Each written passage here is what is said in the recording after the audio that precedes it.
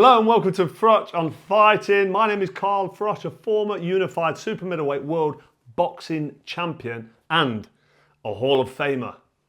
How did I know you were going to say that? How about that for an intro? And I'm Rachael Froch. Don't forget to like, share and subscribe to this channel. This episode is brought to you by Cobra Casino.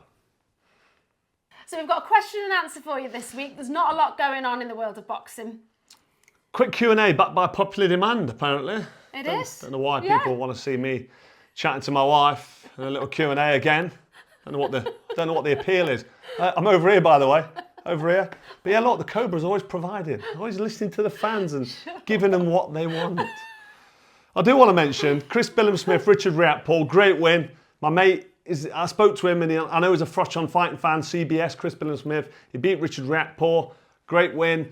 Is establishing himself. I'm talking to you, Chris Billam-Smith. You're establishing yourself now as a top professional. So I think you'll move on to bigger and better things. Great win. I'm proud of you.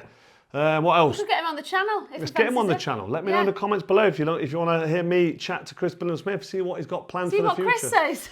Well, he might not want to come on. Listen, of course he wants to come on. This is Froch on Fighting, the biggest, fastest growing boxing channel on YouTube. Also, Gervonta Davis, Tank Davis, another great win against Frank Martin. Frank Martin came, he tried, he was solid, he was durable-ish, but against Tank Davis, who's just on the ball, he's just aggressive, he's tenacious, he's chucking backflips off the top rope when he wins.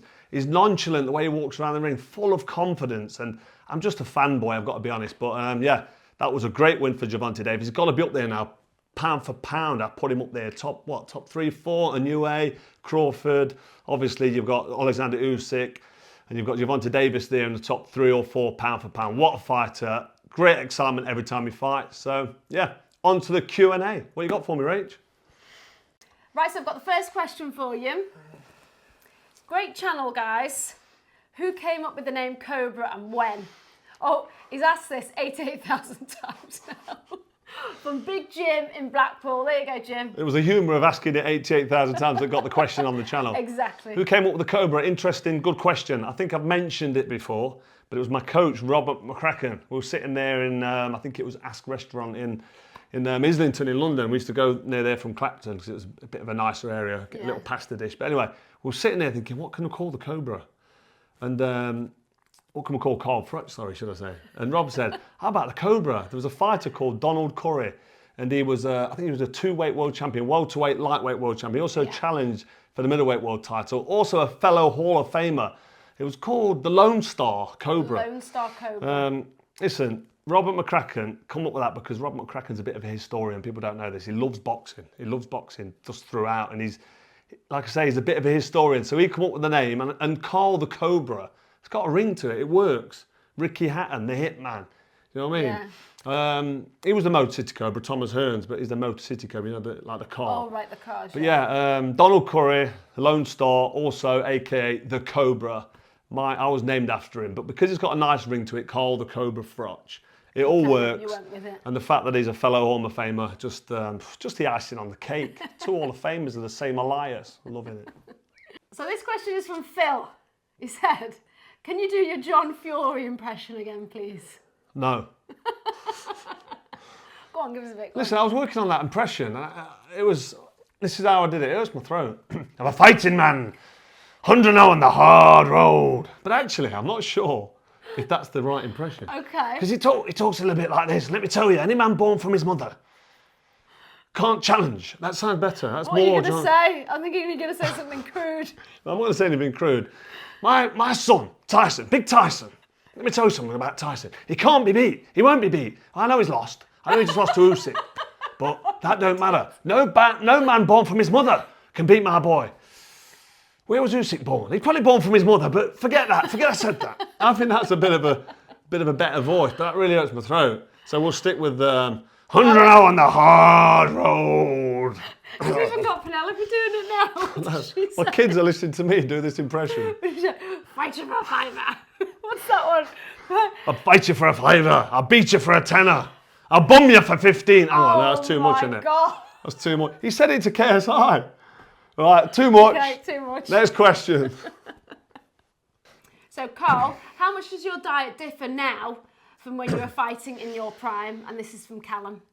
Good question. I didn't used to eat much on the build up to the fight, like last week or two, because I'm making weight governed sport. Got to make 12 stone, 168 pounds, 76.1 kilo, I think. But anyway, didn't eat much. During fight camp, a lot of porridge, a lot of pasta, fast burning carbs, a bit of chocolate now and again for a little pick me up, because you need a bit of sugar. Not the cleanest diet, because now I just feel like my diet's really clean. I follow a guy called Paul Saladino on Instagram, and he's a doctor by trade, and he's now a nutritionist. So he's kind of got me on a carnivore diet. Yeah. So organs and meat, a lot of red meat. You know yourself, a cooking liver, you can't stand the liver, can you? Loads of eggs, all as organic as possible. Milk, I drink milk now. I never used to drink milk. I used to drink soy milk. I mean, I don't think that's the best for men. It's something to do with estrogen and your testosterone levels. But I drink and eat a lot of animal-based food, raw food. Don't eat much veg. Take a substance called Shilajit, which I melt down in some water. That's got all my minerals, and I get all my vitamins from fruit. But really clean diet, nothing out of a packet. No, don't eat biscuits, don't eat crisps. Very rarely, if I'm on the road, I'll eat some shit food. You've got to accept that 10% of your diet comes from eating out. But if you look in the fridge or look in the cupboards, and when I'm ordering food, it's as organic as possible and as raw as possible. So low ingredients. Don't even eat bread. Bread's full of nasties. It's full of them. So unless you go to the bakers and get fresh bread, and our kids bake bread now, don't they? Yeah. So yeah, very, very clean diet, healthy, clean diet. And I don't drink tap water or plastic bottled water. I make my own water. Very interesting. But yeah, hopefully it's helping. I feel great. I'm getting on. My next big one's 50. In 2 years I'll be, when am I 47 then? Yeah. 47 soon, like a couple of weeks. Look at me, I'm like a machine. Still got it. 10 years younger she is. I am, yeah. You bored now? Next question. So Rachael, this is also from Callum. Rachael, if you had any advice for another partner of a fighter, what would it be? Oh gosh, this is going back now, isn't it? I'd just say be supportive. You've just always got to be there. There's not a lot that you can do. And also don't take anything to heart. I think I used to call it arsehole mode when you would come in from a training camp. I've never been an arsehole. A little bit short and short. You know when you when you're dieting. That's what it is. Just don't take it to heart, because you're always hungry, you're tired from training. Always in pain, elbows are hurting, neck sore. A little bit angry or a little bit kind of short and snappy with me, just don't take anything to heart. But a lot of the times I'd be away on camp, but I would come home some weekends, but it's close to the fight, innit, when I get a bit short. Yeah. And it's not in a nasty way, it's just in a way that, look, just leave me alone. I'm starving, I'm in pain, I'm full of diclofenac sodium, like anti-inflammatories, because I can't straighten my arm. And you know what I mean? I'm waiting for the geezer with the drug testing thing, you know, 3-4 hours at a time. Or maybe I'm asking you something from kind of, you know, maybe we're doing something after the fight and you just want to be that tunnel vision where you don't want to think about anything else. That's true. So just be supportive and don't take anything to heart. She's a good one, isn't she? So this question is from Thomas. If AJ and Fury fought next, who would win and how? I've always thought that Tyson Fury beats Anthony Joshua. I think he's too fast, too light on his feet, good movement. There's more of a natural talent. He's boxed from a younger age, and he's got that natural flair and that natural ability. Because you just see it with his footwork, his fast hands, his jab, his distance, his timing. There's so many things that Tyson Fury does right that you can't teach. You know what I mean? Just moving around off the centre, that head movement, loads of feints. When they've got him in close, he ties them up. He won't be able to bully. He won't be able to bully Anthony Joshua. And you know, AJ can obviously fight Olympic champion, two-time world champion. Both lost to Usyk. I mean, AJ lost twice to Usyk, and in them 24 rounds, he didn't win many rounds. I'm not giving AJ stick. Alexander Usyk is very, very good, as we know, one of the best to do it. Tyson Fury also lost to Usyk, but I thought that he'd give him a better go. Fury, if he'd have finished the last 3 rounds, 10, 11 and 12, he could have won. I mean, it's a close decision.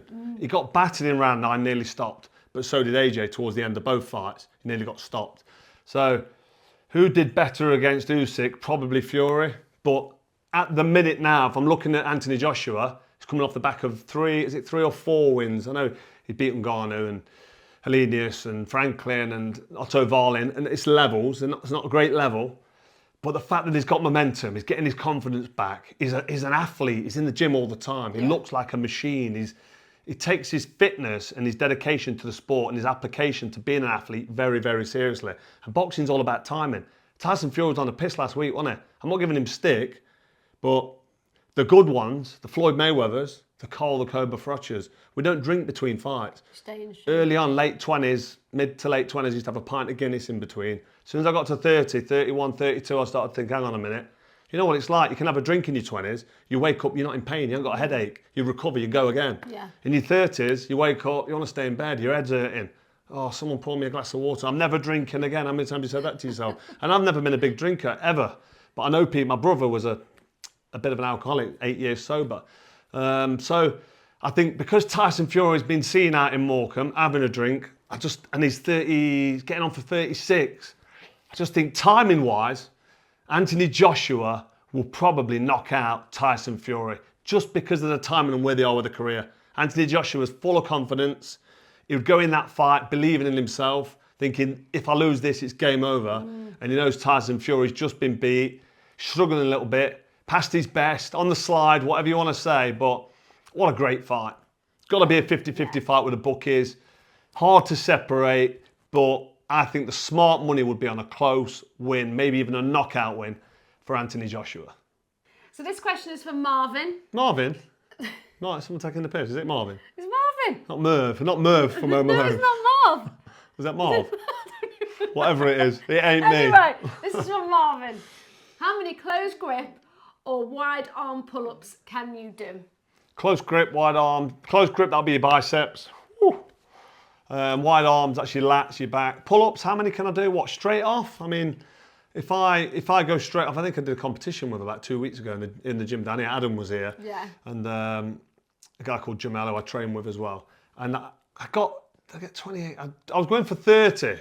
So that was 30 normal pull-ups, but that's straight through, as many as I can do. And that's a burner, 30 good. You've got to fully extend your arms, you've got to go all the way up. Who's like looking at them saying quality ones, or are they half reps, do you know what I mean? So 30 good pull-ups, wide grip for the back. I'd struggle to get them out, but I've started doing close grip with weights now because I just bang them out too much. I'm just too strong. So I add weights. And I'll show you a little clip actually of me doing close grip weighted pull-ups, and you can just eat your heart out.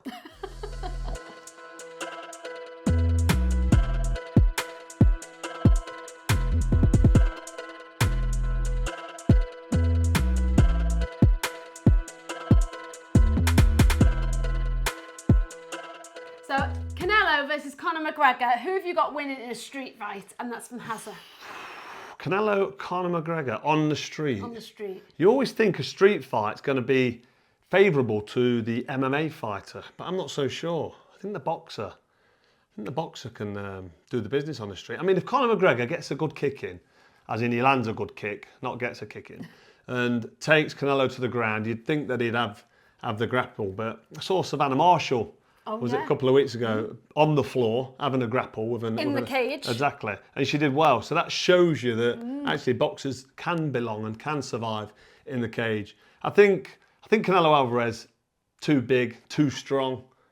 He'll catch McGregor. But if it goes on, it's a close one on the street. On the street, it's a good fight. They're not going to be fighting on the street anytime soon. But I'm going to pick the boxer over the MMA star, Conor McGregor. But it's a close fight. And if Conor McGregor gets him to the ground, he might just choke him out, get him tapping. But a street fight, anything goes. Someone's trying to choke you out, take a little chunk out of that arm. You know what I mean? Little thumb in the eye, little squeeze of the old gonads. You know what I mean? Anything goes on the street. So it negates a lot of the MMA stuff. And if Canelo lands a big right hand, or left hook, or an uppercut, boom, on the way in, it's lights out. Lights out for Conor McGregor. The Roadhouse man. You seen that shit film? That was terrible, I didn't watch it actually, no. Terrible. So next question. Ben Whittaker, a year on his contract with Ben Shalom. Will he leave to join Queensberry or Matchroom or stay at Boxer? And that's from Guy. So, Ben Whittaker, exciting prospect, good fighter. Being accused of not being a big puncher, but he's a good fighter, exciting. A bit too much on the old showboat. I like a bit of showboating, like a bit of Prince Nassim Hamid. But does he stay with Boxer Ben Shalom, which is Sky Sports? Or does he move over to Eddie Hearn or Queensberry? Does he go to Matchroom or Queensberry? Because he's got the old DAZN Bunsen burner and he's got the option because The Saudi money for somebody who's coming through is very enticing. Of course it is. But Sky pay-per-view is big, and it's a proven model. And how long's the Saudi money going to be there? Turkey, our Sheikh's now talking about doing his league and buying everybody out. I don't know. What's he got left? A year? A year, yeah. Coming up. A lot can happen in a year, but for me, Sky Sports was really good for me, and pay-per-view was the best platform at the time. If I'm advising him, I'd say just stick to what you know for now. But when the option comes to leave and your contract's up, you've got to talk to everybody. See who's paying the most. We're prize fighters. You want to go where the money is. So I'm sure he's got some good advice, and he'll make the right decision. But I'm not going to advise to go with Queensberry or Matchroom or stick with Boxer, because it's none of my business. All I'd say. Right for you. Exactly. Daniel Dubois versus Anthony Joshua ain't a fight worth watching. What do you think? And that's from Joseph. Joseph, I think you'd be tuning into Dubois, AJ, because it's AJ, and because Dubois can punch. You would expect AJ to win. But I get where he's coming from. Yeah, 100%. Yeah, but hang on, he says it's not a fight worth watching. Yeah, but it not is. A fight worth watching. Would you not want to see that? Daniel Dubois, 26 years old, hungry, up and coming. All right, he lost to Joe Joyce. He lost to Usyk, but he had Usyk down. We know it was a low blow, but it was borderline. He put him over. He's got the experience of having shared the ring with Usyk.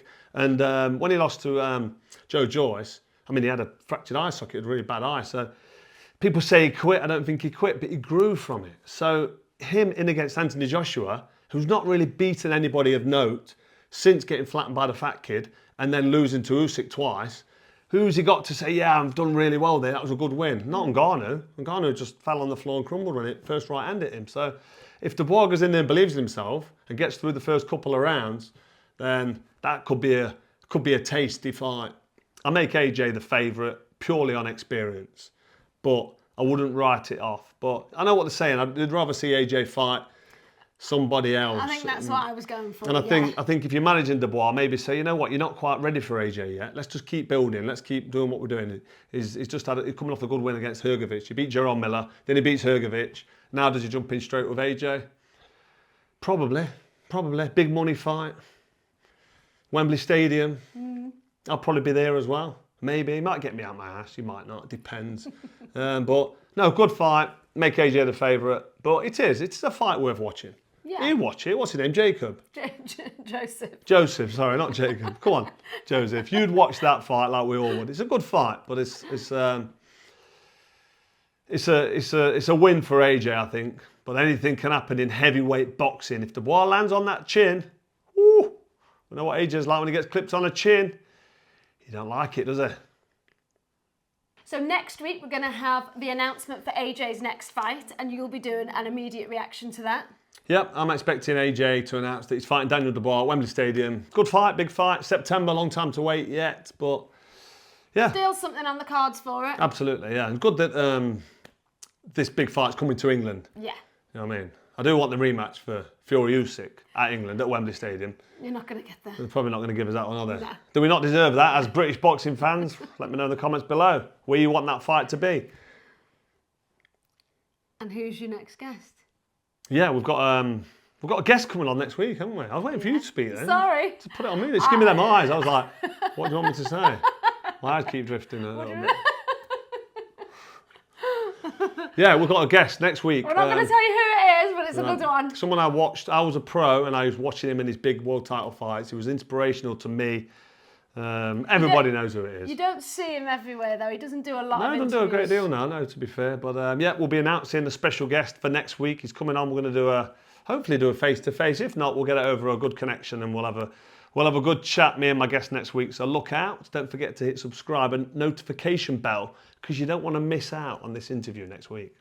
So this has been another episode of Froch on Fighting. Yep, thanks for joining us. Thanks for watching. Thanks for getting them questions in. And thank you to my gorgeous wife, Rachael. Thank you. Thank you. For joining us again. Got a special guest next week. Don't miss that one. Don't forget to hit like, share and subscribe. Hit the notification bell. Then you'll be notified when the video goes straight out. Definitely. Until then, this has been Froch on Fighting. See you next time.